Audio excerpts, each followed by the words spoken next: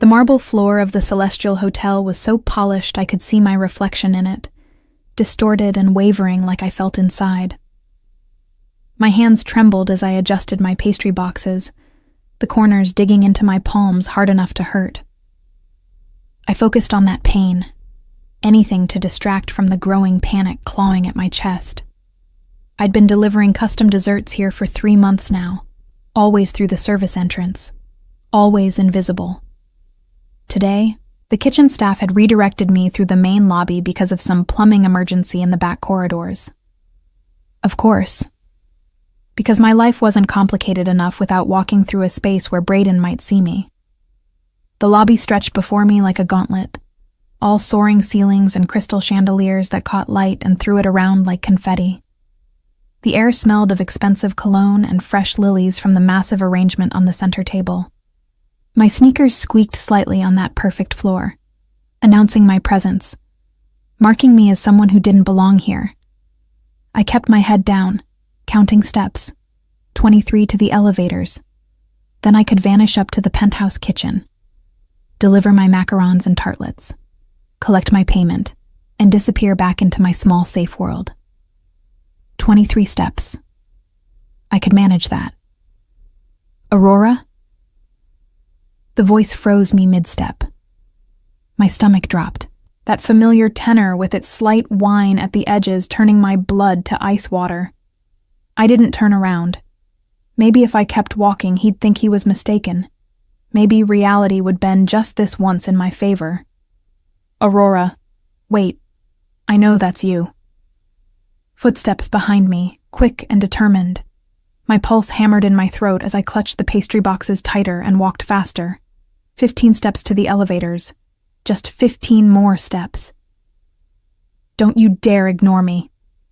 His hand clamped on my shoulder, spinning me around with enough force that I nearly dropped my carefully balanced boxes. Braden looked exactly as he had 6 months ago when I'd finally escaped. Sandy hair styled with too much product, pale blue eyes that had once seemed kind, but now just looked calculating. He wore an expensive suit, probably bought with his parents' money since he'd never held a job longer than 3 months. The familiar scent of his overwrought cologne made my stomach turn. I need to make my delivery, I said, proud that my voice only shook slightly. Please let me go. Let you go. His laugh was sharp, bitter. Like you let me go? Just vanished one day, blocked my number, refused to answer the door. We were supposed to get married, Aurora. We were never supposed to get married. I took a step back, trying to put distance between us. I gave your ring back. I explained everything in my letter. Your letter. He spat the words like they tasted foul. 2 years together, and you end it with a letter? Do you have any idea how that made me look? How my mother reacted? How everyone at the club laughed behind my back? The thing about Braden was that everything always circled back to him, to his image, to how things affected his standing with people whose opinions shouldn't matter. I'd spent 2 years trying to shrink myself small enough to fit into his vision of the perfect girlfriend, baking elaborate desserts for his networking events, smiling through his subtle criticisms about my appearance, my career, my friends. The day I'd moved into my own tiny apartment above the bakery where I worked, taking only what I'd brought into the relationship, had been the first time I'd breathed freely in months. I'm sorry you were hurt, I said, aiming for calm despite my racing heart. But we weren't right for each other. You know that. What I know is that you owe me an explanation. A real one, face to face. His hand shot out, gripping my wrist. Not hard enough to bruise. Never hard enough to leave marks. Braden was too smart for that, but firm enough to communicate that I wasn't leaving until he allowed it. The boxes wobbled dangerously. You're going to make me drop these? And they're worth $300 that I can't afford to replace. Then maybe you should have thought about that before you humiliated me. My vision narrowed, the lobby around us fading as my focus tunneled to his hand on my wrist, to the familiar sensation of being trapped. This was how it had always been. His needs, his feelings, his control disguised as care. I'd promised myself never again. Never again would I let someone make me feel this small.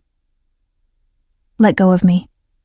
And the words came out stronger than I expected, sharp enough that a passing couple glanced our way. Braden's expression shifted, his grip loosening slightly but not releasing. We're making a scene, Aurora. You hate scenes. Just come to the bar with me, we'll have a civilized conversation like adults, and then you can make your delivery. I don't want to have a conversation. Too bad. His fingers tightened again. You don't get to just walk away from 2 years without giving me closure. The elevator bank was only 10 feet away. If I could just break free, if I could reach those doors before he caught up, I could escape this nightmare. The lobby suddenly felt too warm, too close, the beautiful space transforming into a trap. Braden, please. I hated the pleading note in my voice, hated that he'd reduced me to this again. I'm working. I'll lose this contract if I'm late. 1 drink, 30 minutes, then I'll let you go. We both knew that was a lie. 30 minutes would turn into an hour, then 2. Then he'd want to get dinner, want to remind me of old times, want to wear down my resistance until I agreed to give him another chance. I'd seen this pattern before, lived through it too many times. My eyes darted past him, searching for help, for security, for anyone who might intervene. The hotel staff carefully looked away, trained to ignore minor disputes among guests and visitors. The well-dressed people in the lobby kept their distance, unwilling to involve themselves in someone else's drama. I was alone. Again. The realization galvanized me. I twisted sharply, breaking his grip with a move my friend had taught me in the self-defense class I'd taken after leaving him. The pastry boxes listed dangerously, but I managed to steady them as I spun away, my sneakers squeaking on that perfect marble as I lunged toward the elevators. "Aurora!" Braden's shout echoed through the lobby. I slammed my hand against the call button. Once, twice, 3 times, as if that would make the elevator arrive faster. Behind me, I could hear his footsteps gaining ground. My reflection in the polished elevator doors showed a young woman with wild eyes and flowers still dusting her dark hair from this morning's baking session, clutching pastry boxes like they were shields. The doors slid open with a soft chime that sounded like salvation. I threw myself forward without looking, desperate only to be anywhere he wasn't, to have metal doors between us, to have a moment to breathe and think and plan my next escape. My shoulder collided with something solid, warm, unmovable. The pastry boxes began their inevitable tumble toward the floor. Strong hands caught them, plucking them from my grasp with startling speed, steadying them before a single macaron could be disturbed. I stumbled backward, looking up at the man I'd just crashed into with enough force to bruink someone smaller. He was not smaller. The stranger stood at least 6 feet tall, broad-shouldered in a way that suggested real strength rather than gym vanity. His charcoal suit was impeccably tailored, the kind of craftsmanship I'd learned to recognize from Braden's fashion magazines. Though where Braden's expensive clothes had always looked like costume, this man wore his like a second skin. Dark hair swept back from a face that could have been carved from stone, all sharp angles and hard lines that should have been cold, but instead held an odd magnetism. But it was his eyes that stopped my breath, dark and penetrating, with an intensity that seemed to look through me rather than at me. They held a weight I couldn't name, a gravity that made the air between us feel suddenly dense. "I'm sorry," I gasped, reaching for my boxes. "I didn't see, I wasn't looking, I just... Aurora, get back here!" Braden's voice shattered the moment. Without thinking, I lunged fully into the elevator, my body moving on pure instinct. The stranger stepped aside, still holding my pastry boxes with surprising care for someone who looked like he'd never baked anything in his life. "Please," I whispered, my eyes darting to where Braden was now only feet away. "Please, I need..." The stranger's gaze flicked past me to Braden. something dark crossing his features. There and gone so quickly I might have imagined it. Then his hand moved, long fingers pressing the button for the doors to close.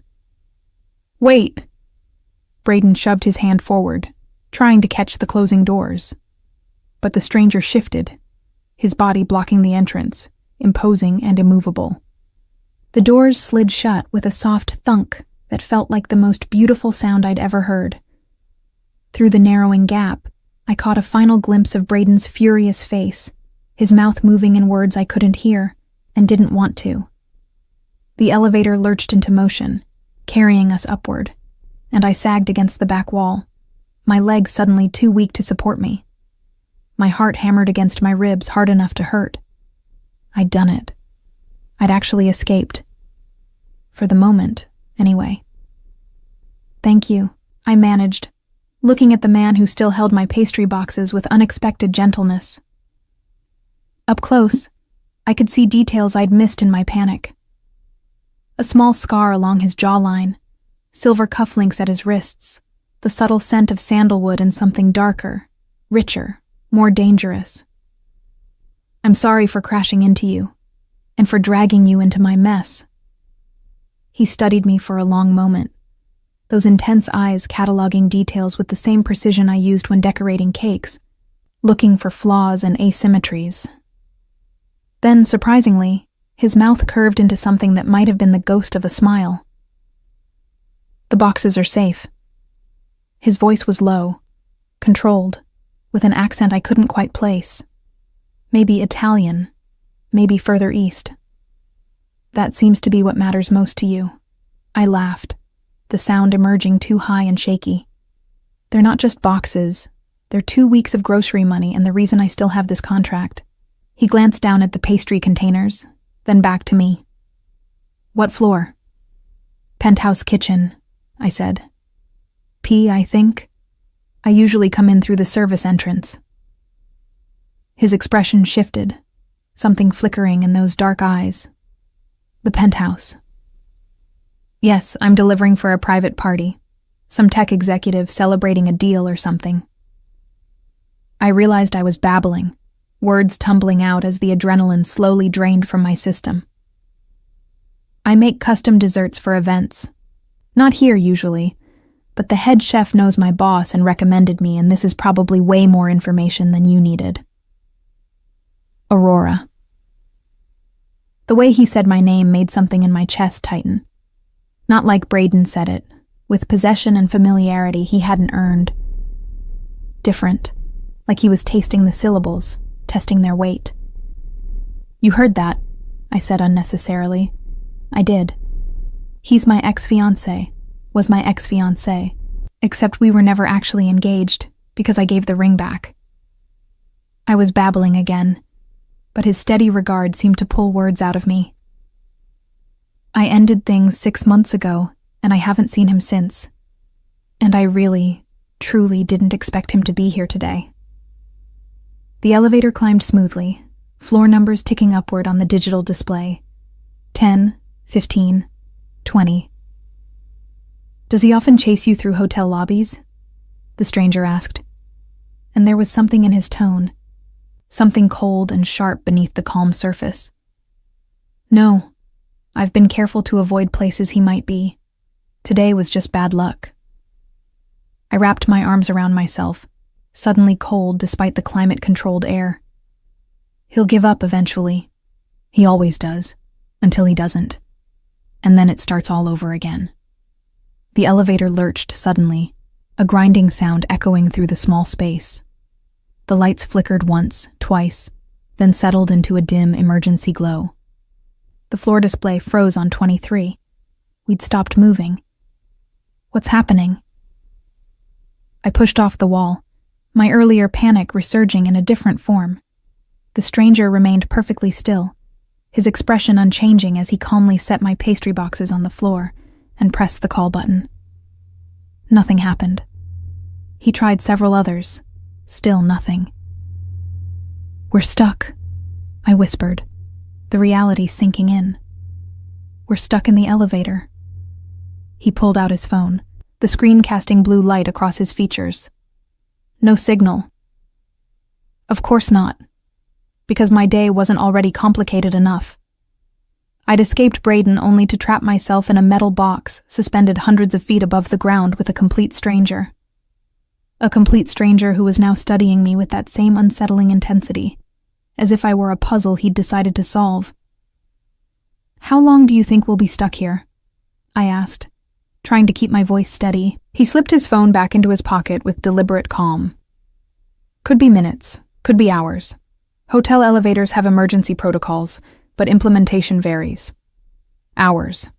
I could be stuck here for hours. With him." The stranger settled back against the elevator wall with the ease of someone accustomed to waiting, to being patient. His dark eyes never left my face.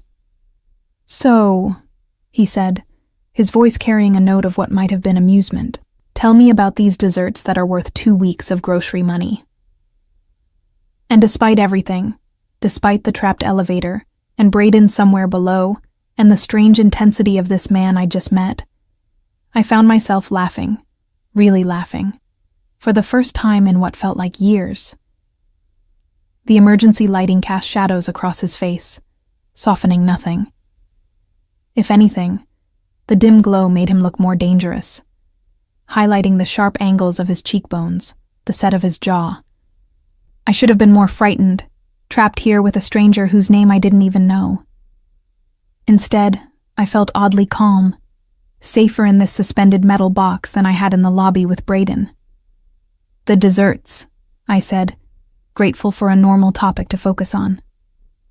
Lavender macarons with honey buttercream, raspberry tartlets with dark chocolate ganache, and miniature opera cakes. All classic French techniques, but I add my own touches.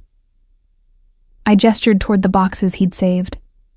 "The macarons have real lavender from my grandmother's garden that I dry myself. Makes the flavor more authentic than extract." "Your grandmother taught you to bake?" He asked it casually, but I sensed real curiosity beneath the words. "She taught me everything. She immigrated from Provence when she was 20, worked in bakeries across New York until she saved enough to open her own place." The familiar story soothed my nerves. She'd let me stand on a stool beside her, measuring ingredients, learning ratios by feel rather than numbers. She said baking was about intuition as much as precision. Past tense. I nodded, swallowing against the sudden tightness in my throat. She passed 3 years ago, left me her recipe books, and a very specific instruction to never waste my talent making someone else rich. Yet you work for someone else's bakery. For now. I slid down the wall until I was sitting on the floor, my legs stretched out. After months on my feet in the bakery's kitchen, even a trapped elevator felt like a rest break. I'm saving to open my own place. It's slow going, but I'm getting there. The stranger lowered himself to sit across from me, movements controlled and precise. Even sitting on an elevator floor, he maintained an air of command that seemed built into his bones. "How much more do you need?" That's a very personal question from someone whose name I don't know. Something flickered in those dark eyes, amusement maybe. "Luca. Just Luca?" "For now." He echoed my earlier words back to me. "How much more, Aurora?" The way he said my name again made my skin prickle with awareness. I told myself it was just the enclosed space, the adrenaline still working through my system, the surreal nature of this entire situation. About $40,000. The number felt impossible, a mountain I'd been climbing with a teaspoon. I have 15 saved. The rest will take me another 2 years if everything goes perfectly, which it never does. "And your ex-fiancé, he didn't help with this dream?" I laughed, bitter and sharp. Braden thought working in a bakery was charming when we met. Quaint. Like I was playing at having a career. I picked at the hem of my shirt, the black fabric already dusted with powdered sugar from this morning's work. But when it came to actual marriage, he expected me to give it up, told me his income would be more than enough, that I could bake as a hobby for his business associates' parties. make desserts for his mother's charity events. You said no. Eventually. The admission felt heavy. It took me too long to say it, though. I kept thinking maybe I was being unreasonable. Maybe compromise meant giving up what I wanted for what he needed. That's what he told me anyway. Luca's expression hardened, something cold settling over his features. He was wrong. The certainty in his voice startled me. We'd known each other for all of 15 minutes, most of them in crisis. Yet he spoke with absolute conviction about my worth, my choices. You don't know me, I said softly. How can you be so sure? I know men like him. There was something dark in those words, layers of meaning I couldn't quite reach. Men who see people as possessions, as things to be controlled and displayed. They don't deserve loyalty. The elevator gave a small shudder, making my heart skip, but we didn't start moving again. Just a reminder that we were suspended in space, entirely dependent on machinery and luck. What about you? I asked, needing to shift focus away from myself. What brings you to the Celestial on a Wednesday afternoon? Business meeting. He checked his watch, expensive and understated, which I'm now missing. I'm sorry. Don't be, it wasn't important. Something about the way he said it made me think everything was important to Luca, that he didn't deal in trivial matters. The suit alone suggested someone who operated at a level where missing meetings had consequences. What kind of business? I pressed, curious despite myself. The kind that pays well enough that I don't worry about $40,000. It should have sounded arrogant, but his tone was matter of fact, simply stating reality. I studied him more carefully, noting details I'd missed in my initial panic. The watch was platinum, the kind of timepiece featured in magazines I couldn't afford. His shoes were Italian leather, perfectly maintained. Even his posture spoke of someone accustomed to authority, to being obeyed without question. You're not just staying at this hotel, I said, pieces clicking together. You own it, or part of it. His mouth curved, that ghost of a smile returning. Clever. The staff looked at you differently in that split second before the doors closed. And you moved to block Braden like you had every right to decide who enters and exits. I tilted my head, examining him with the same precision I used to judge if a cake was perfectly level. Plus, you're too comfortable in this situation. Most people would be anxious about being trapped. You're just patient, he repeated, something like approval in his voice. That's one word for it. What's another? Accustomed to waiting for the right moment. The words hung between us, loaded with meaning I couldn't quite decipher. The emergency lighting flickered again, and in that brief darkness, I felt the weight of his attention on me like a physical thing. Are you afraid of me, Aurora? The question surprised me with its directness. I considered it honestly, searching my feelings beneath the adrenaline and confusion. No, I said finally. I probably should be. I don't know you. We're trapped alone together. And you have this intensity about you that suggests you're not someone most people say no to. I met his gaze steadily. But I'm not afraid. Maybe I'm just too tired to be frightened of the wrong things anymore. Something shifted in his expression, a crack in that controlled facade. The wrong things? Men like Braden scared me for years and I didn't even realize it. The way they smile while cutting you down, make you question your own reality, convince you that their control is actually care. I wrapped my arms around my knees, suddenly feeling very young and very old at the same time.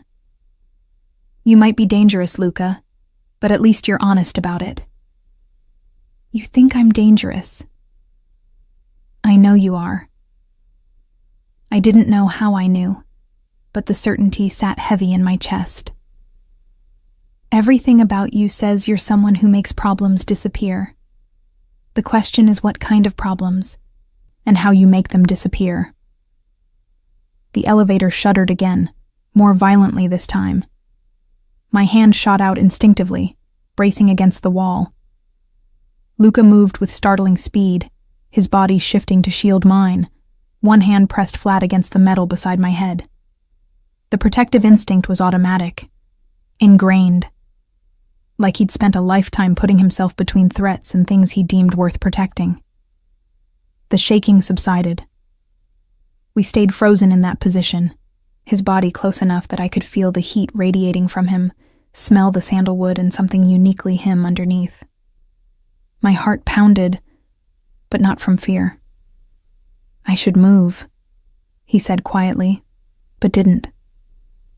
Probably, I agreed, but didn't pull away. His eyes searched mine, that dark intensity focused entirely on me. Your ex-fiancé, the one waiting downstairs, if he's still there when we get out, what will you do? Try to avoid him, go back through the service entrance like I should have in the first place. And if he follows you? If he finds where you work, where you live? The scenarios I'd spent 6 months trying not to imagine spilled out. I'll handle it. I always have. By running away. The words stung, because they were true. By surviving. There's a difference. Luca pulled back slightly, giving me space, but not much. What if you didn't have to run? What if the problem simply went away? Something in his tone made my pulse quicken. What are you suggesting? I'm suggesting that men like your Braden respond to one thing: power. The realization that they've chosen the wrong target, that pursuing you carries consequences they're not willing to face. You can't just threaten him. That's illegal. And he has family, money, lawyers. I'm not suggesting threats. Luca's voice was calm, almost gentle. I'm suggesting presence. The knowledge that you're under someone's protection. Someone who makes Braden and his lawyers seem like children playing at being adults. I should have been horrified. Should have recognized this for what it was. Another man trying to control my situation, decide my fate. But looking into Luca's eyes, I didn't see Braden's need to own. I saw something colder, more practical. A businessman identifying a problem and proposing a solution. Why would you do that? I asked. You don't know me. My problems aren't your responsibility. Perhaps I'm interested in making them my responsibility. The elevator lights flickered back to full brightness, harsh and sudden. A crackling sound came from the emergency speaker, followed by a tinny voice. This is hotel security. We're aware of the elevator malfunction and are working to restore service. Please remain calm. We'll have you moving shortly. Luca didn't move, didn't reach for the speaker to respond. He simply continued to watch me, waiting for my answer to a question I wasn't sure he'd actually asked. I should thank you, I said instead. For helping me get away from Braden. For catching my boxes. For not being weird about being stuck in here with me. Is that a dismissal? It's a statement of fact. He smiled then. Really smiled, and it transformed his face completely. The hard lines softened, something almost boyish emerging beneath the dangerous exterior. You have a sharp tongue when you're not frightened. I'm always frightened, I admitted. I've just learned to talk anyway. The elevator jerked, then smoothly resumed its upward climb. Floor 24, 25, the penthouse level approaching fast. When we get out, Luca said, his voice dropping lower, you'll make your delivery. You'll collect your payment, and then you'll have a decision to make. What decision? Whether to walk back out through that lobby alone, hoping Braden has given up and gone home, or whether to accept my offer of protection. The door slid open with a soft chime, revealing the penthouse hallway. Luca retrieved my pastry boxes with the same careful handling he'd shown before, presenting them to me like an offering. A man in an expensive suit waited in the hallway, thick-necked and watchful. Security, clearly, though not hotel security. He nodded to Luca with the deference of someone who knew exactly who held power here. "Marco," Luca said, "Ms. Aurora has a delivery to make. Ensure she's escorted safely to the kitchen and back." "Of course, sir." I took my boxes, my mind spinning. "I never told you my last name." "You didn't have to." Luca stepped out of the elevator, straightening his cuffs with casual precision. "The Celestial's penthouse kitchen doesn't accept deliveries without running background checks on the vendors. Your information was already on file." The realization hit me like cold water. He'd known who I was before the elevator doors even opened in the lobby. Had seen my name, my business, probably my address and work history. Everything. "You knew," I whispered. "You already knew everything about me." "Not everything." His eyes held mine. "I didn't know you'd taste like determination underneath the fear. I didn't know you'd fight back against a man twice your size with nothing but pastry boxes as weapons. I didn't know your grandmother taught you that baking was intuition." He moved closer, lowering his voice so only I could hear. "And I didn't know that I'd decide, before we even reached the penthouse, that you were going to be mine." The possessive declaration should have terrified me, should have sent me running in the opposite direction. But something in me, some part I didn't quite recognize, responded to the certainty in his voice. "I'm not looking for another relationship," I managed. "Good. Neither am I." He pulled a card from his inner jacket pocket, pressing it into my palm. "I'm offering you protection, Aurora, a shield against men like Braden. No strings, no expectations beyond this. You're under my watch now. No one touches what's mine." "I'm not yours." "Not yet," he agreed, echoing his earlier words about his name. "But you will be. And when you're ready to stop running, you'll call that number." Marco cleared his throat politely. "Sir, your 2:00 is waiting." Luca stepped back, that controlled mask sliding into place. "Make your delivery. Marco will ensure you get out safely." "And Aurora?" He waited until I met his eyes. "Choose the service exit today. But eventually, you'll walk through the front lobby with your head high, because no one who belongs to me hides in the shadows." He turned and walked away, his footsteps silent on the plush carpet. I stood frozen, his card burning in my palm like a brand, watching him disappear around a corner with his security following. "Ms. Aurora?" Marco's voice was respectful but firm. "The kitchen is this way." I followed on autopilot, my mind replaying every word, every look, every moment in that elevator. The pastry boxes felt lighter now, or maybe I just felt stronger, changed somehow by 2 hours with a dangerous man who'd decided I was worth protecting. In my pocket, Luca's card seemed to pulse with possibility and threat in equal measure. And somewhere below, Braden waited, unaware that the world had shifted beneath his feet. The kitchen staff took my desserts with professional efficiency, barely glancing at me as they inspected each piece for damage. None, thankfully. I collected my payment, and Marco escorted me back to the service elevator, his presence solid and unwavering behind me. "Mr. Rossi wanted me to ensure you got to your vehicle safely," he said as we descended.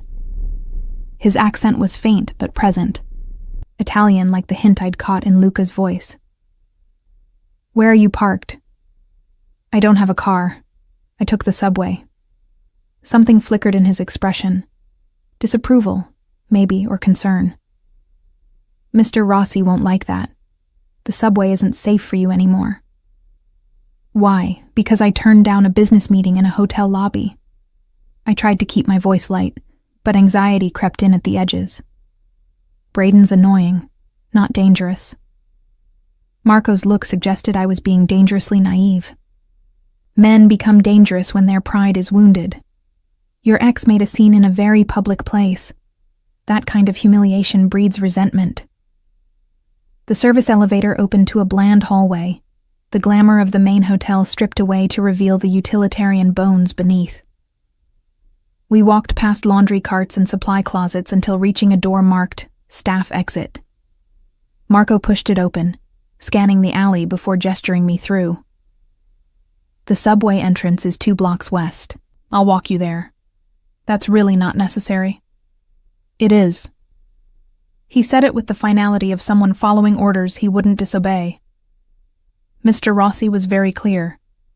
We emerged into late afternoon sunlight, the alley giving way to a side street where delivery trucks idled and restaurant workers took smoking breaks. The city noise enveloped me, car horns and distant sirens and the perpetual hum of humanity that was New York's soundtrack. I tried to process what had happened. 2 hours ago, I'd been running from Braden.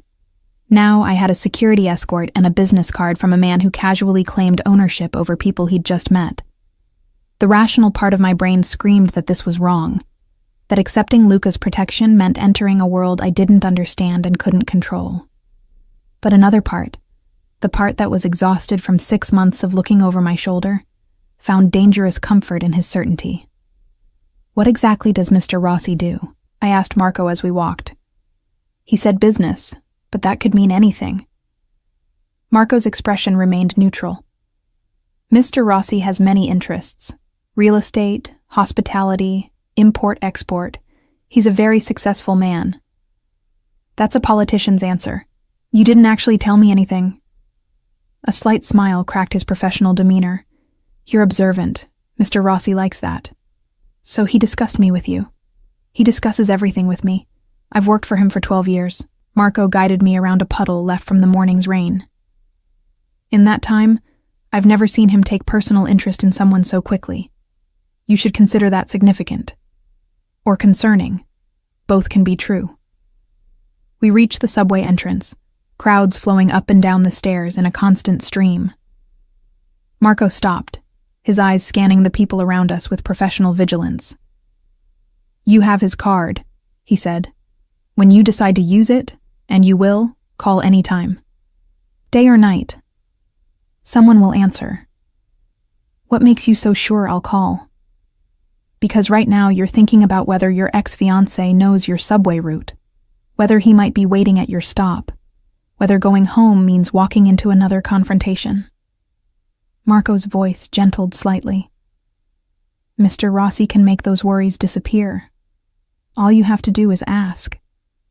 He was right, and I hated that he was right.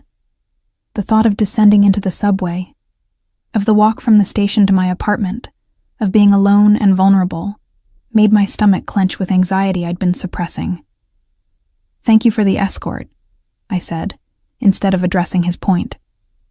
Marco nodded once, then turned and walked back toward the hotel, leaving me alone with my thoughts, and the decision pressing against my chest like a weight. I descended into the subway, paid my fare, and positioned myself in the middle of the crowded platform. Safer there, surrounded by people, visible. The rational brain still functioning despite everything else. My phone buzzed. A text from my roommate and best friend, Jenna. You're late. Everything okay? Did the delivery go well? I typed back. Long story. Home soon. The train arrived with its usual screech of brakes and blast of stale air. I pushed into a middle car, found a spot near the doors where I could see everyone around me. Scanned faces automatically, looking for sandy hair and pale blue eyes. Braden wasn't there. But the anxiety remained, coiled tight in my chest. Luca's card felt heavy in my pocket. I pulled it out, studying it under the fluorescent lights. Simple. Elegant. Just a name, a phone number, and an address in gold, embossing on black cardstock. No company name, no title.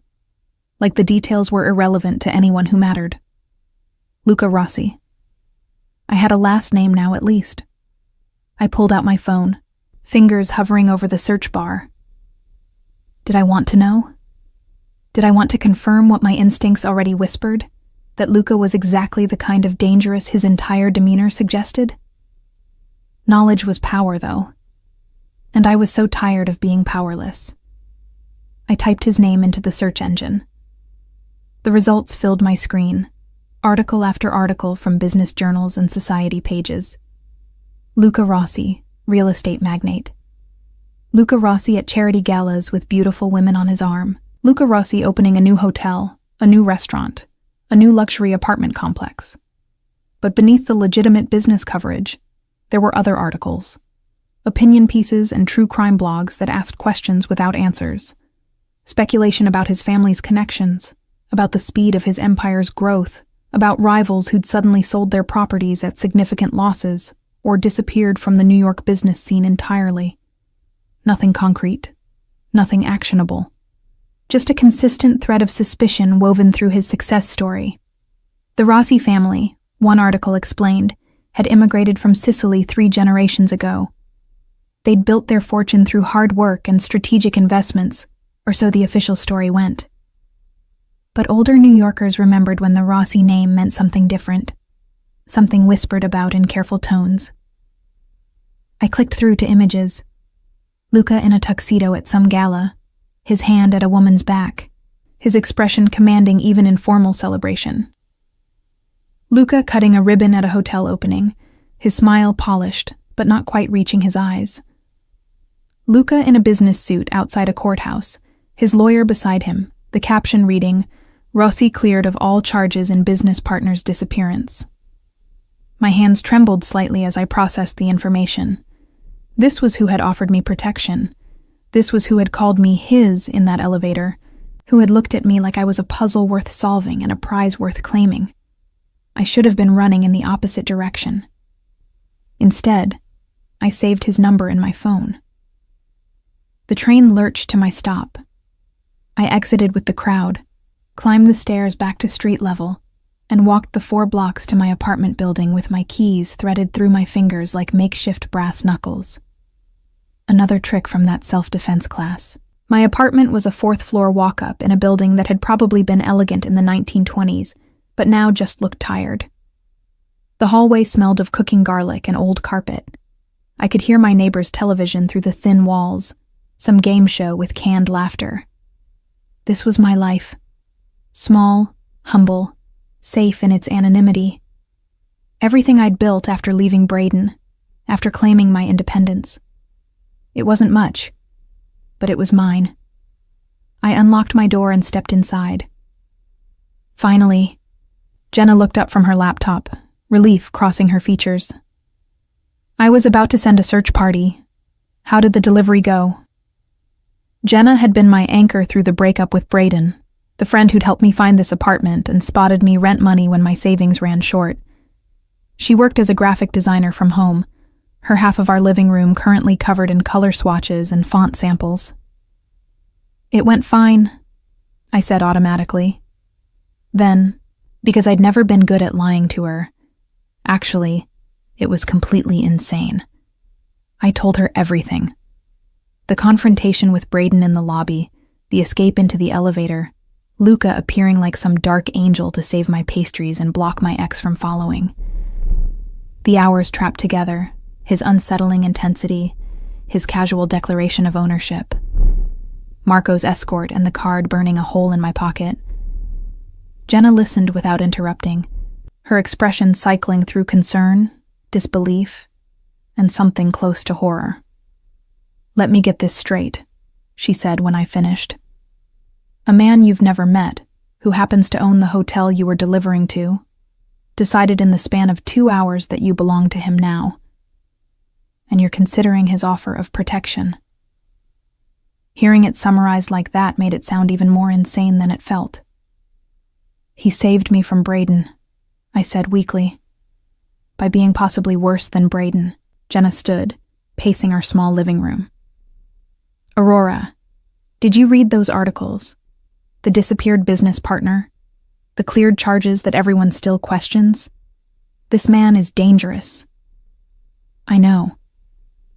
"Then why do you have that look on your face?" "What look?" "Like you're actually thinking about calling him." She grabbed my shoulders, forcing me to meet her eyes. "Listen to me. I love you, and I will support you through anything. But this is how women end up on true crime podcasts." I pulled away, moving to the window that overlooked our street.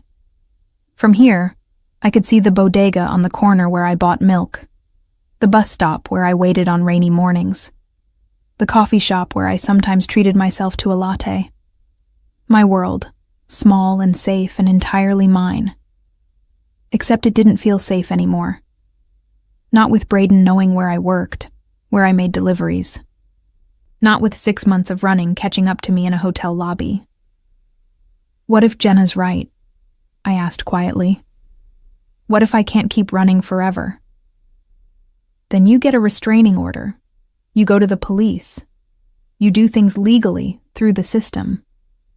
The system that requires proof Braden's threatening me when he's too smart to leave evidence? The system where his family's lawyers will make me look like a bitter ex who can't let go? I turned to face her. I tried that route. I documented everything, saved every text, every voicemail. The police said they couldn't do anything unless he physically hurt me. So I ran instead. Jenna's expression softened with sympathy. I know it's frustrating, but making a deal with someone potentially more dangerous than Braden isn't the answer. My phone buzzed. Unknown number. I stared at the screen, my heart rate picking up. Don't answer it, Jenna warned. I answered it. Hello? Aurora. Luca's voice, warm and certain, like he'd known I would pick up. I hope Marco saw you home safely. He walked me to the subway. I made it back fine. Good. I wanted to ensure you arrived without incident. Behind me, Jenna made frantic gestures suggesting I hang up immediately. I turned away, lowering my voice. How did you get my number? The background check for your delivery access included contact information. He said it casually, like his surveillance of me was perfectly reasonable. I'm calling to extend an invitation. An invitation to what? Dinner tomorrow evening, 7 o'clock. I'll send a car.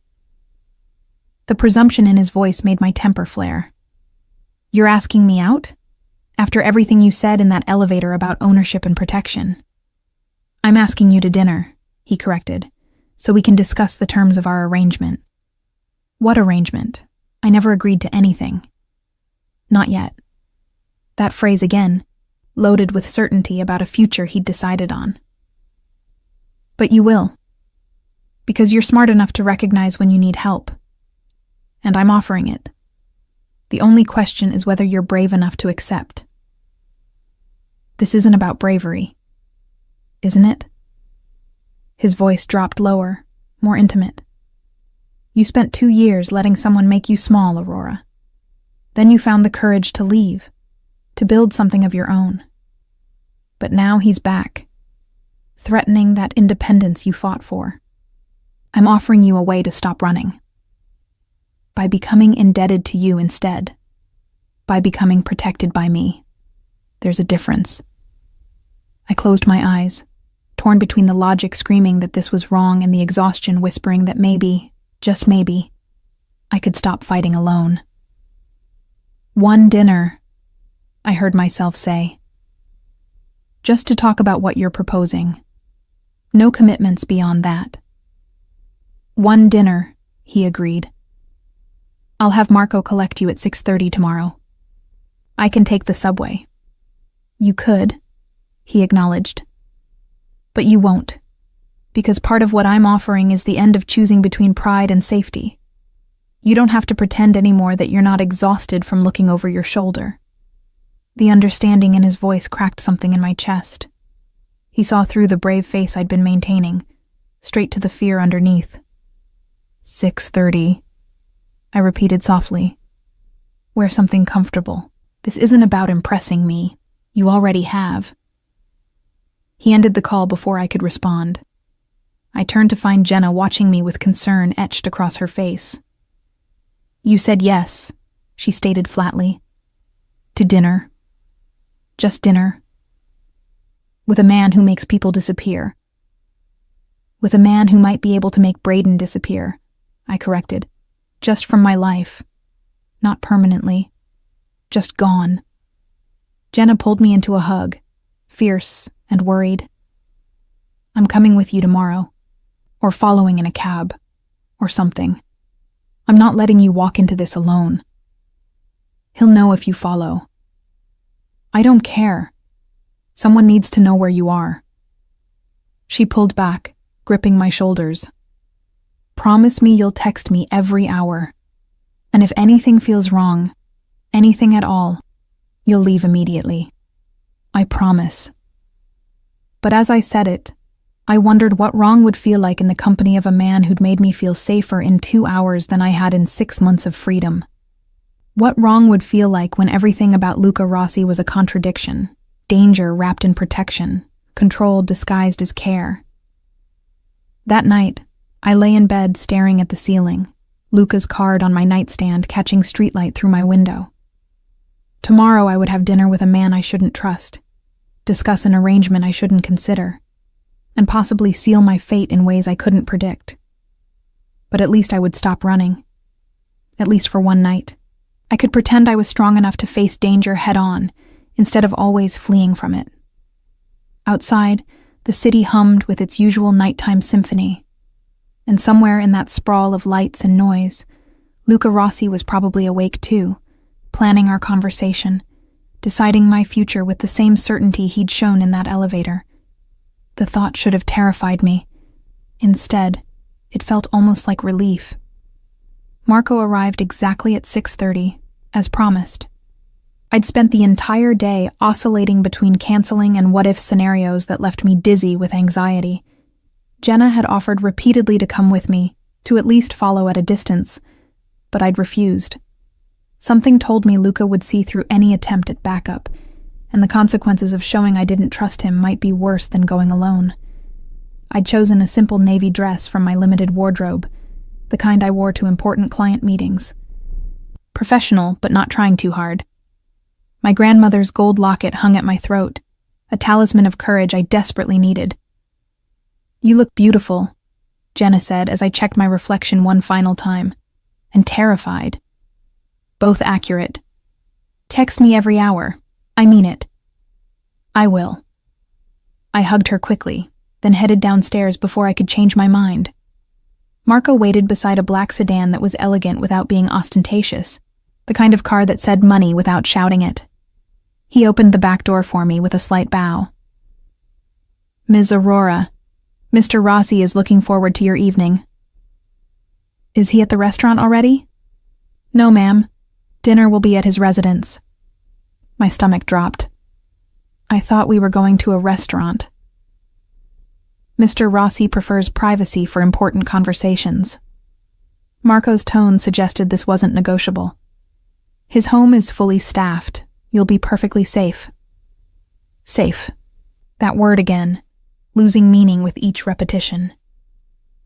I slid into the back seat, the leather cool against my skin. Marco closed the door and moved to the driver's seat. As we pulled away from my building, I texted Jenna. Change of plans. Dinner at his house. We'll update soon. Her response came immediately. Absolutely not. Aurora, this is how people disappear. I'll be fine, promise. If I don't hear from you by 9, I'm calling the police. I pocketed my phone, watching the city slide past the tinted windows.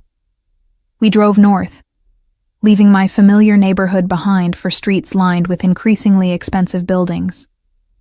The architecture shifted from tired brick to polished stone, from bodegas to boutiques with names I couldn't pronounce. 20 minutes later, we pulled up to a townhouse in the East 70s, the kind of address that represented generational wealth.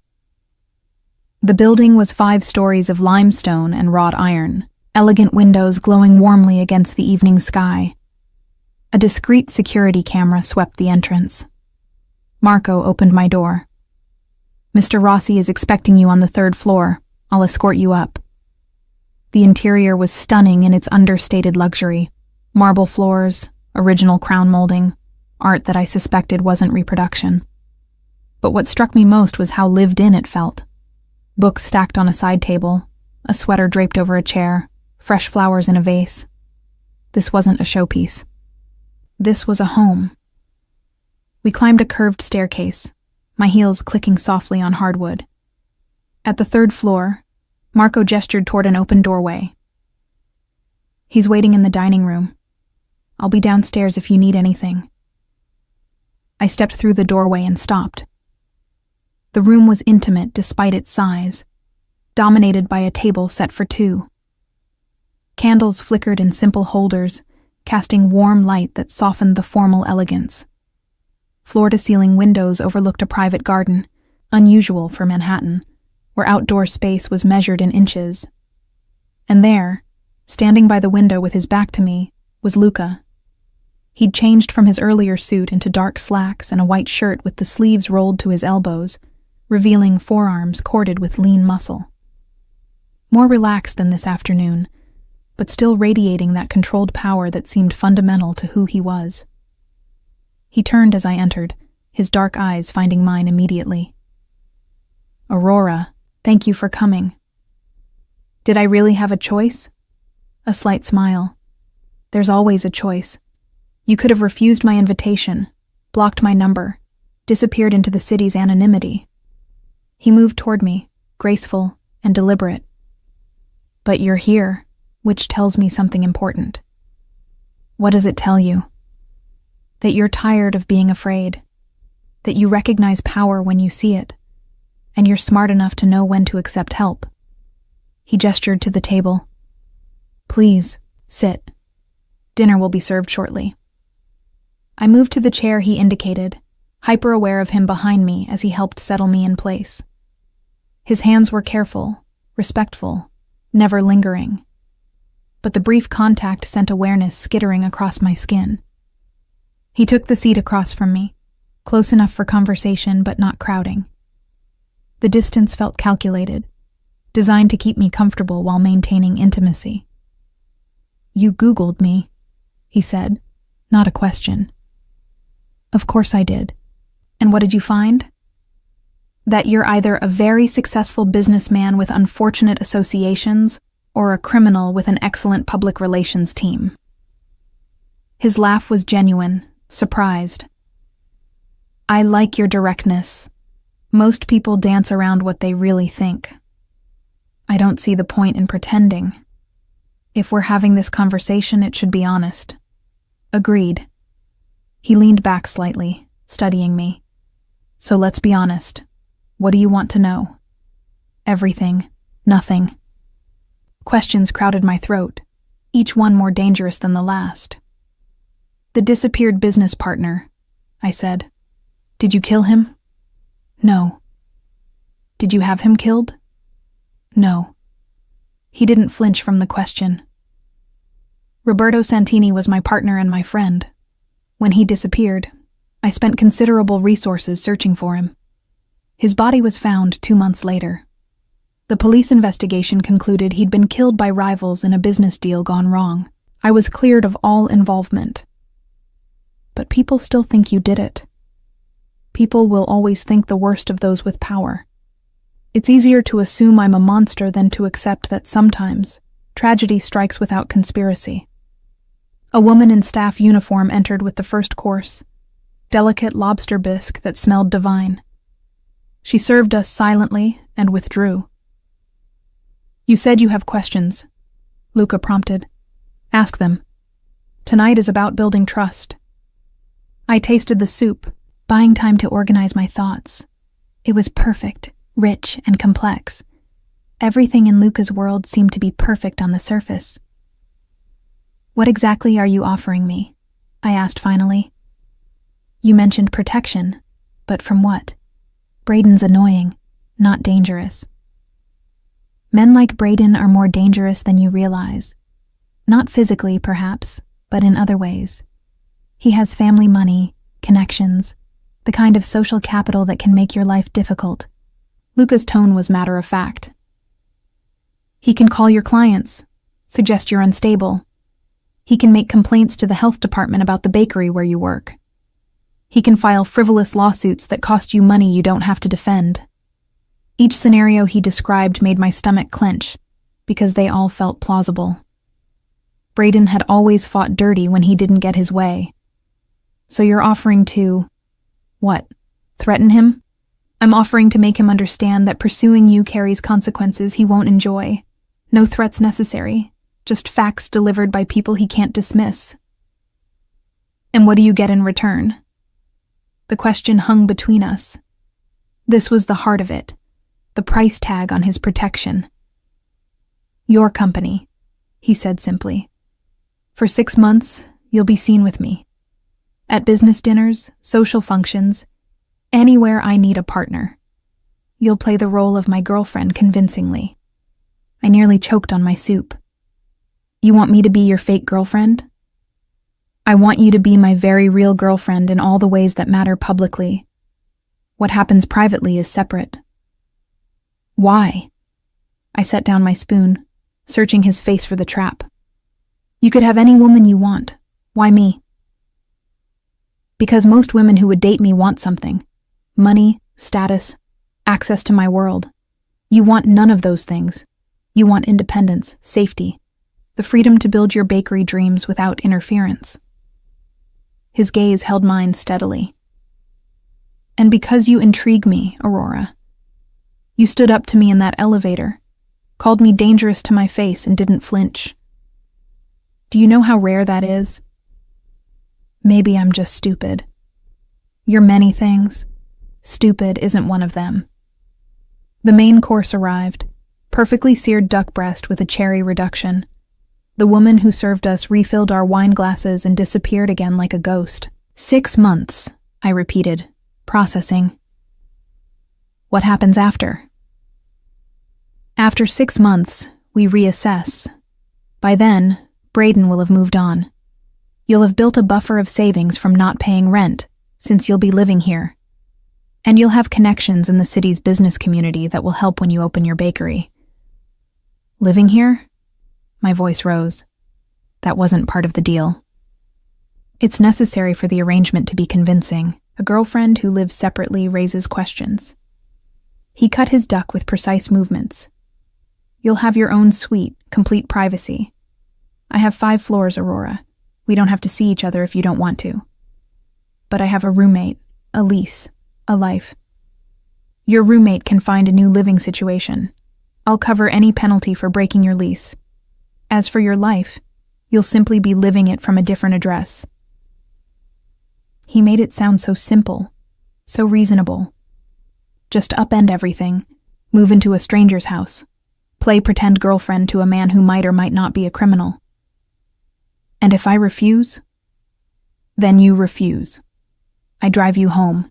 You never hear from me again, and you handle Braden however you see fit. No threat in his voice, just acceptance. But you came here tonight, Aurora. You're considering this. Why? Because I was exhausted. Because 6 months of running had worn me down to nothing. Because the thought of someone powerful putting themselves between me and Braden felt like oxygen after drowning. Because despite every logical reason to refuse, something in me responded to Luca's certainty. His absolute conviction that he could keep me safe. I need to think about it, I said. Of course. Take the time you need.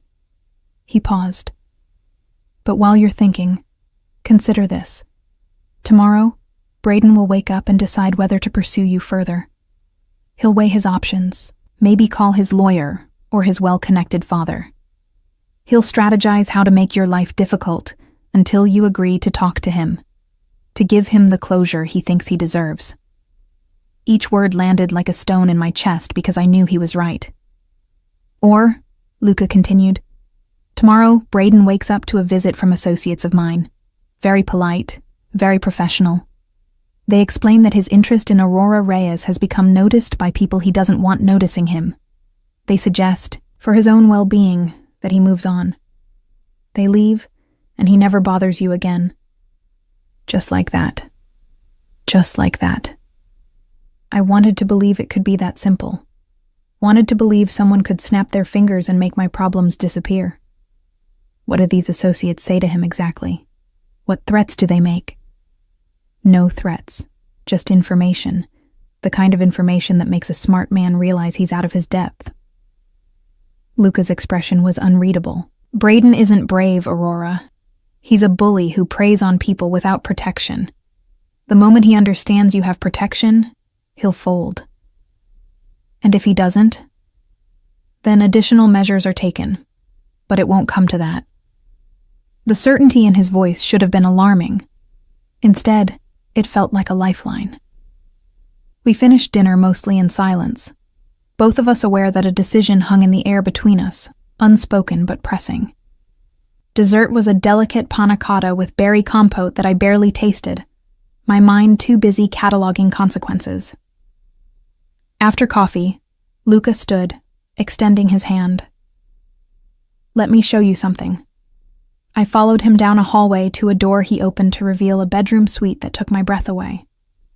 Soft grays and creams, a bed that looked cloud-soft, windows overlooking the garden, an attached bathroom in marble and glass, a walk-in closet larger than my current bedroom. "This would be yours," he said. "Complete privacy. I'm on the 5th floor, you'd be here on the 3rd. Marco and other staff are on the 2nd floor. You'd have your own key, your own space, autonomy to come and go as you please. As long as I play the devoted girlfriend when needed. As long as you uphold your end of our arrangement, yes." I moved into the room, running my fingers along the dresser, testing the mattress. Everything was perfect, expensive, designed for comfort. A gilded cage, but a cage nonetheless.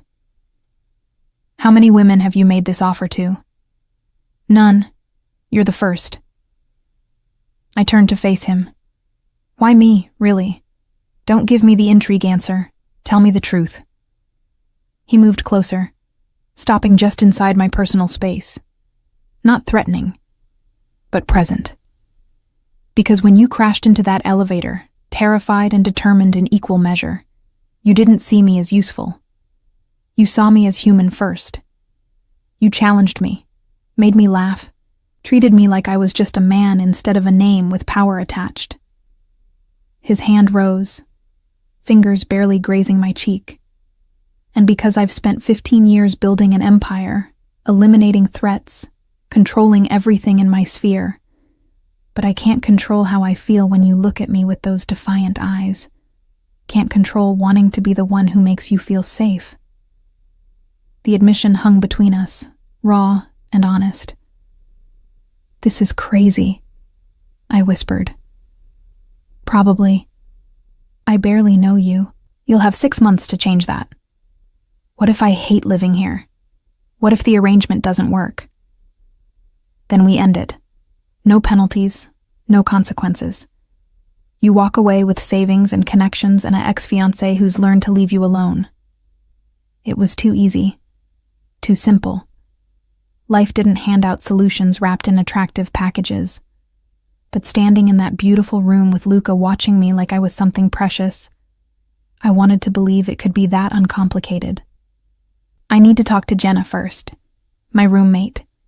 She deserves to know what I'm considering. Of course. Marco will drive you home. Take tonight to think. Call me tomorrow with your decision. We went back downstairs, the evening wrapping around us like a question mark. At the door, Luca caught my hand. "Aurora, whatever you decide, I want you to know something." His thumb brushed across my knuckles. "You're stronger than you realize. If you choose to face Braden alone, you'll survive. You don't need me." Then why make the offer? Because needing and wanting are different things. You don't need me. But maybe you want someone in your corner, someone who sees your strength and wants to amplify it, not diminish it. He released my hand, stepping back. Marco drove me home in silence. When I finally climbed the stairs to my apartment, I found Jenna pacing frantically. "Thank God!" She pulled me inside. "I was 5 minutes from calling the police.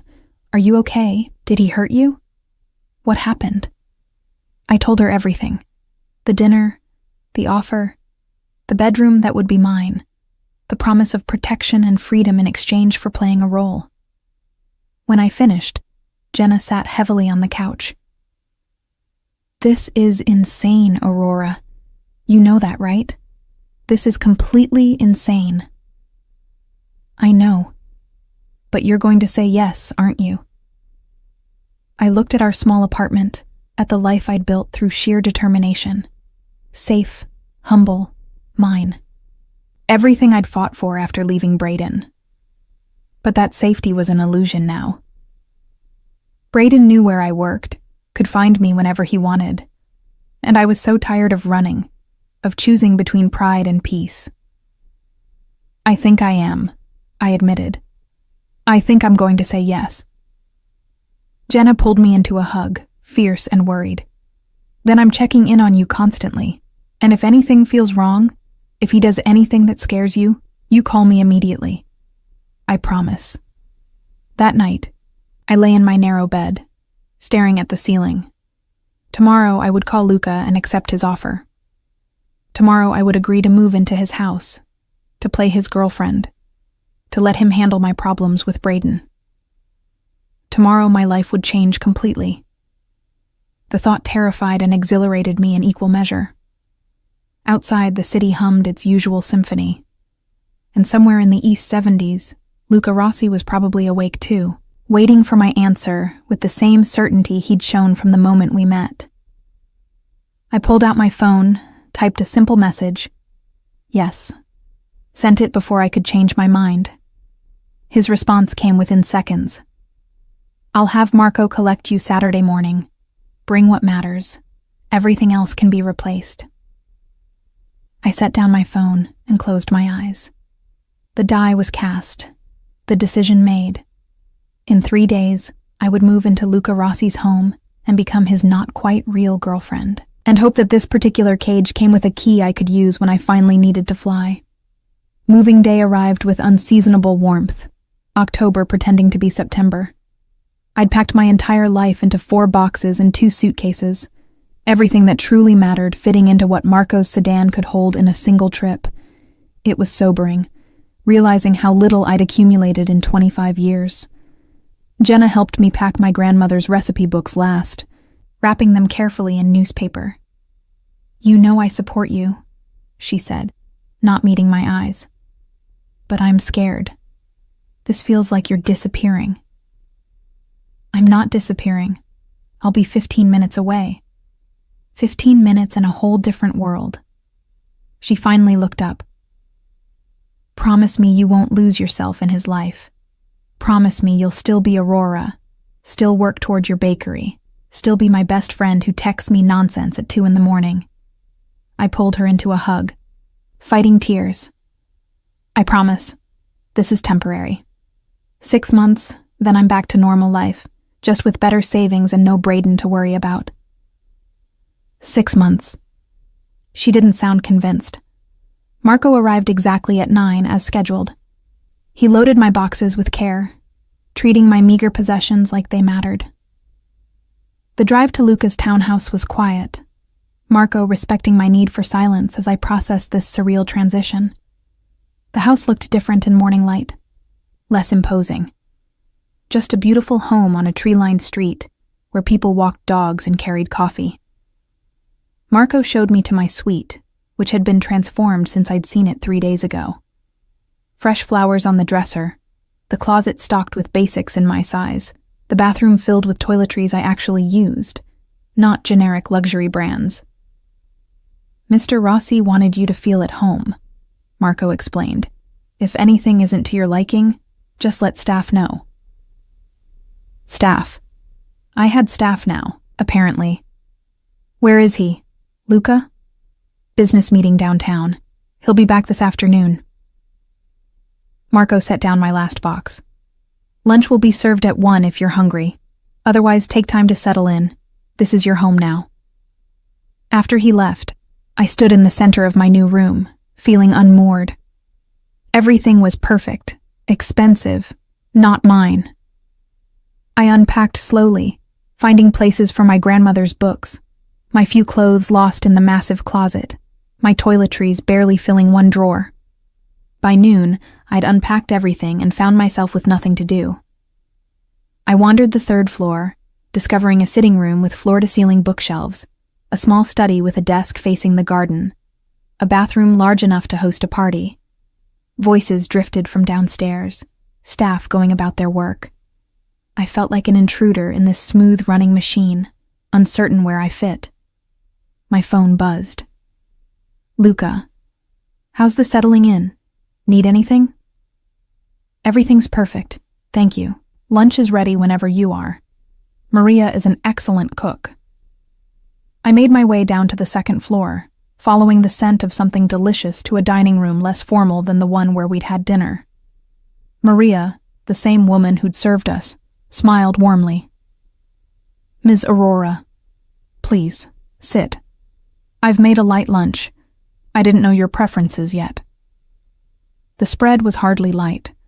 Fresh salad, grilled chicken, pasta with vegetables, crusty bread, and 3 dessert options. I took modest portions, acutely aware I was being evaluated.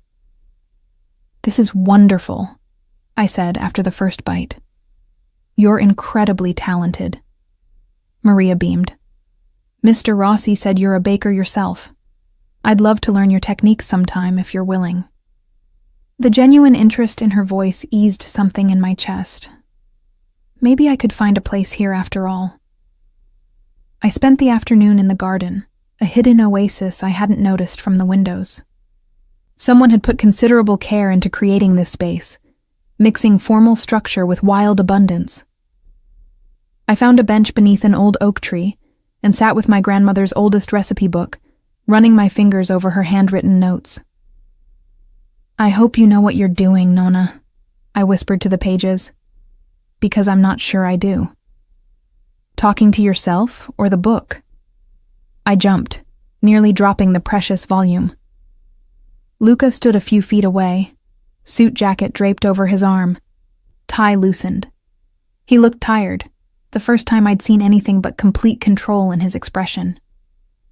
My grandmother wrote these, I said, clutching the book. Sometimes I talk to her through them. Helps me think. He moved closer, gesturing to the bench. May I? I nodded, and he sat beside me, close enough that I could feel his warmth but not crowding. He smelled of fall air and that sandalwood cologne that was becoming familiar.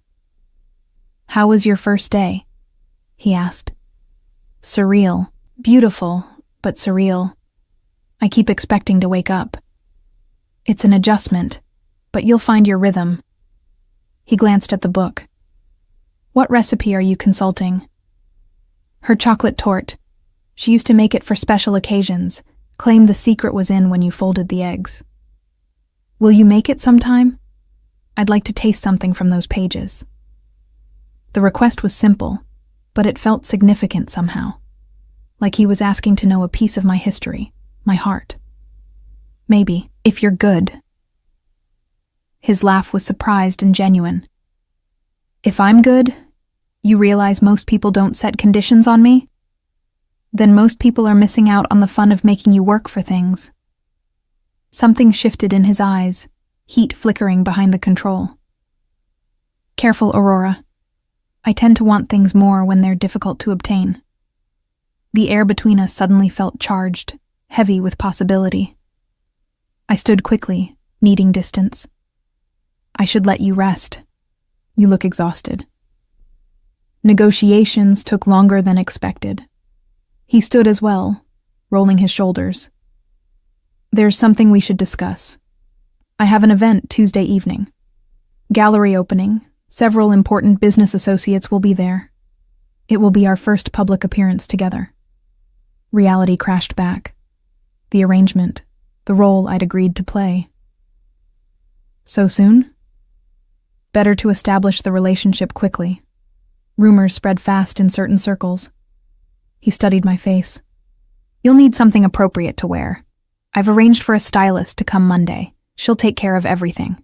I can dress myself. I know you can, but these events have expectations. The stylist will help you navigate them. His tone softened. Think of it as armor, not costume. You're still you, just dressed for battle. The phrase resonated. Armor, not costume. Maybe I could do this after all. Okay, Monday for the stylist. Thank you. He hesitated then. Aurora, I know this is overwhelming, but you're not alone in this. If you need anything at all, just ask. After he left, I returned to my suite and found a tablet on the desk I hadn't noticed before. A note in strong handwriting. For your bakery research and recipes, access to any sites or resources you need. L. The thoughtfulness of it cracked something in my chest. He'd remembered my dream, created space for it even in this arrangement. Monday, the stylist arrived with enough clothes to stock a boutique. Claudia was efficient and kind, listening to my concerns about looking like myself while fitting Luca's world. Mr. Rossi was very clear, she said. Nothing too revealing, nothing that makes you uncomfortable. We're enhancing your natural style, not changing it. She was true to her word. The clothes she selected were beautiful but wearable, dresses and separates I could imagine actually living in. For the gallery opening, she chose a midnight blue dress in silk that flowed like water, elegant, without being ostentatious. You'll stop traffic, she promised, but in a way that feels like you. Tuesday evening arrived too quickly. I dressed carefully, my grandmother's locket at my throat, hands trembling slightly as I fastened the delicate clasp. This was it, the first test of whether I could play this role convincingly. Luca knocked at 7 precisely. When I opened the door, his expression transformed from controlled politeness to something deeper, more primal.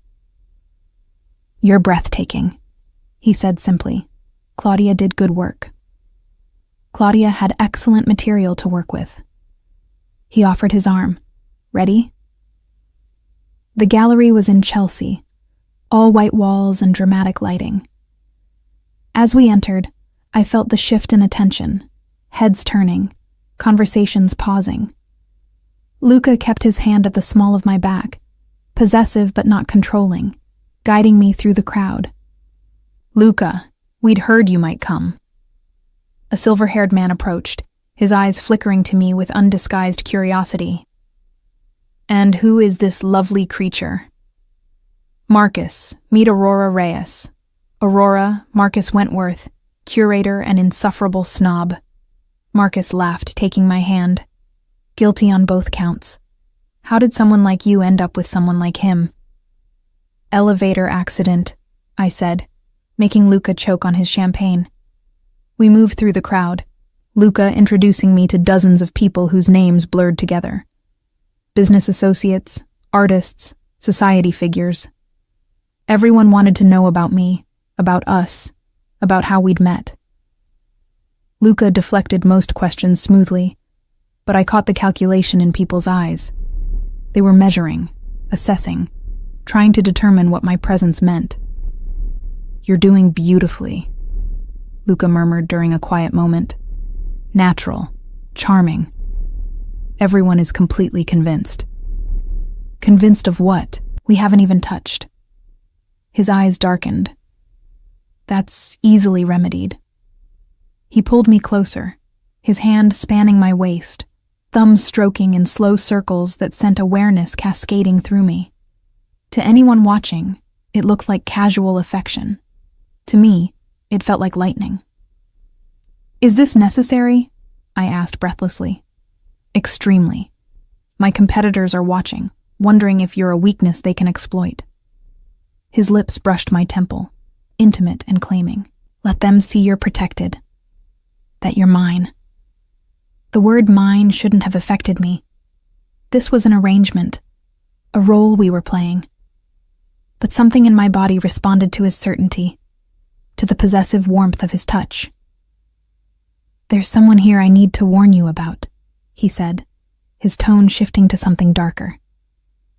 Viktor Kozlov, Russian businessman with interests that occasionally conflict with mine.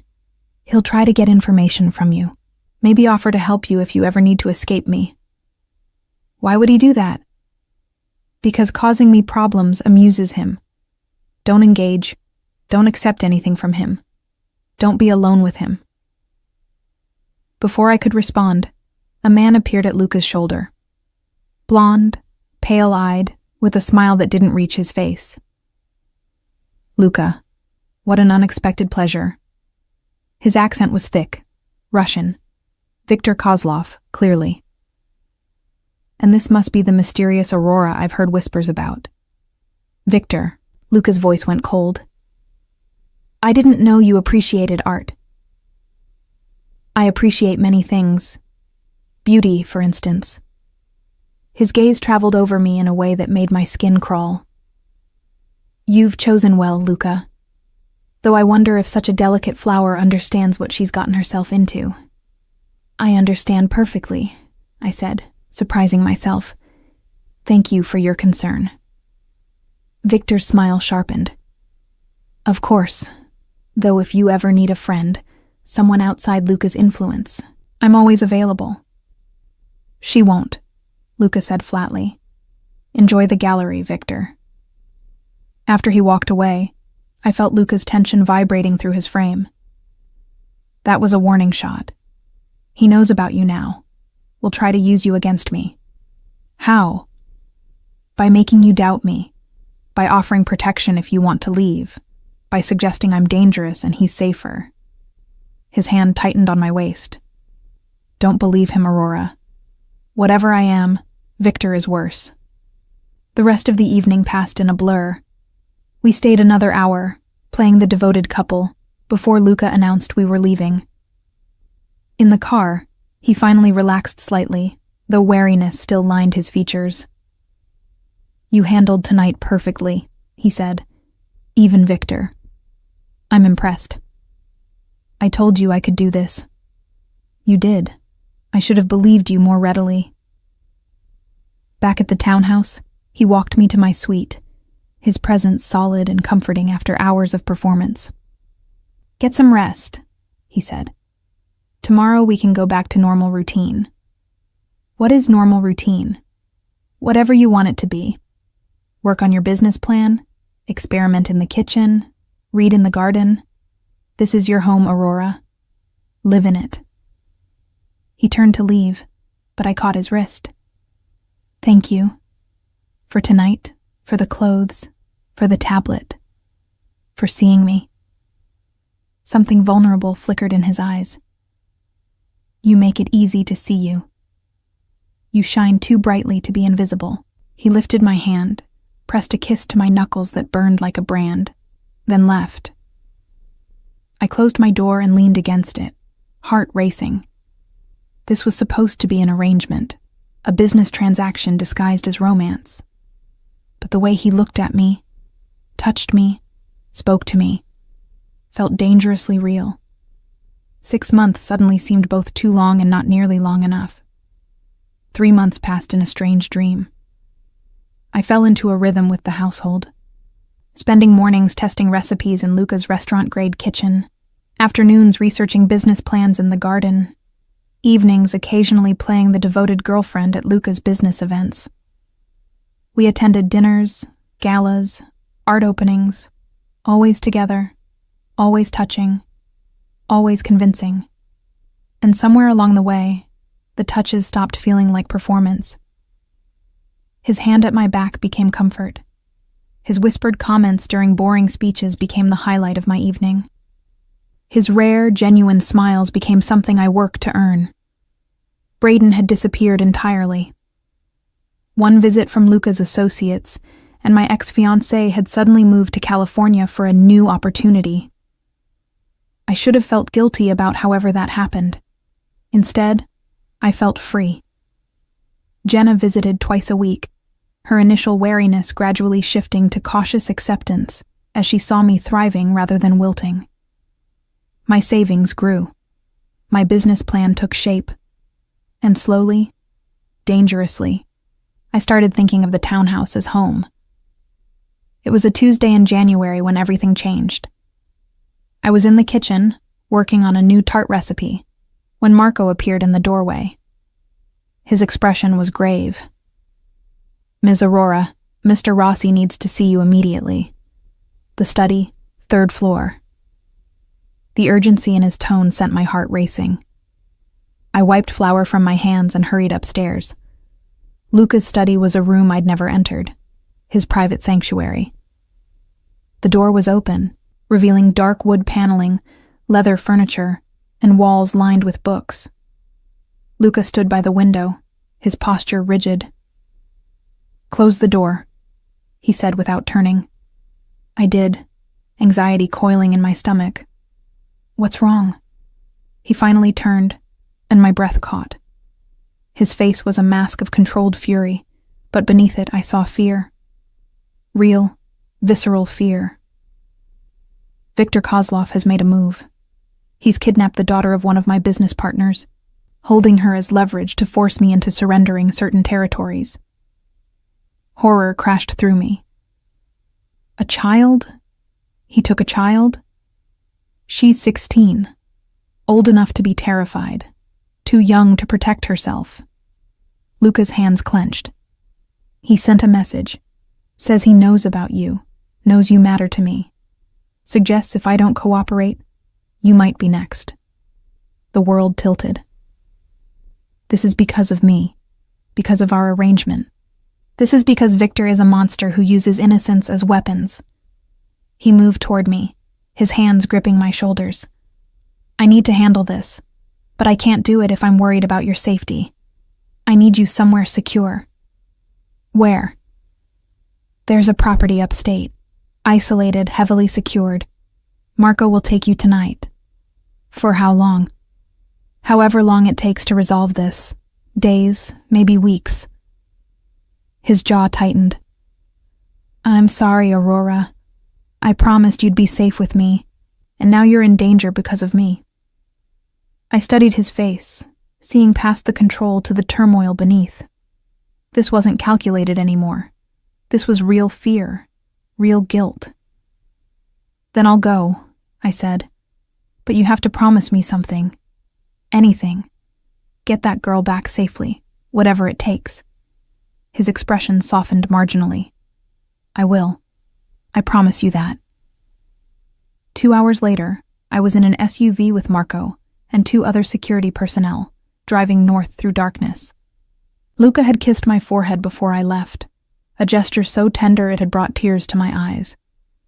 Be safe, he'd whispered. Come back to me. The safe house was a cabin in the Catskills, remote and beautiful. Over the next week, I paced its rooms, worked on recipes to keep busy, and waited for updates that came in frustratingly vague texts from Luca. Making progress, stay patient, negotiating, don't worry. Almost resolved, soon. On the 8th day, Marco received a call. His expression transformed from tense to relieved. The girl is safe. Mr. Rossi is handling final details with Kozlov. We can return to the city tomorrow. That night, I barely slept. Relief and anticipation warring inside me. I wanted to see Luca, to confirm he was unharmed, to stop pretending our connection was just an arrangement. Because somewhere in these 3 months, I'd stopped pretending. I'd fallen for him. Truly, terrifyingly fallen for the dangerous man who'd offered me protection and given me so much more. We returned to the townhouse the next afternoon. Marco escorted me inside, but it was empty. Staff absent, rooms quiet. Where is everyone? Mr. Rossi gave staff the day off. He's upstairs, waiting for you. I climbed to the 5th floor for the first time, to Luca's private domain. His bedroom door was open. I found him standing by the window, his back to me, still wearing yesterday's clothes. He looked exhausted, battered, but whole. Luca? He turned, and the expression on his face stole my breath. Raw, vulnerable, stripped of every defense. Aurora. I crossed the room and crashed into him, wrapping my arms around his waist, holding tight. He folded around me, his face buried in my hair, his body shaking slightly. I thought I might lose you, he whispered. Viktor threatened to send men for you. I had to make sure you were so far away, so protected, that even his reach couldn't find you. I'm here, I'm safe. And so is the girl. Back with her family. Victor won't threaten anyone I care about again. I pulled back enough to see his face. What did you do? What was necessary? No elaboration, but I saw the cost in his eyes. Whatever necessary had meant, it had taken something from him. These 3 months, I said, my voice shaking. This arrangement, it stopped being pretend somewhere along the way. At least for me. His hands came up to frame my face, thumbs stroking my cheeks. It was never pretend for me. From that first moment in the elevator, you were mine. I just had to wait for you to realize you wanted to be. I do want to be. Not for protection, not for safety. Just because you're you and I'm me, and somehow we fit. He kissed me then, deep and claiming and achingly tender. Everything we'd held back for months poured into that kiss. All the restraint and longing and fear transformed into connection. When we finally broke apart, both breathing hard, he rested his forehead against mine. Stay with me. Not because of the arrangement. Just stay. For how long? Forever, if you'll have me. I thought about my grandmother's recipe books, about her instruction never to waste my talent making someone else rich. But Luca had never tried to make me smaller.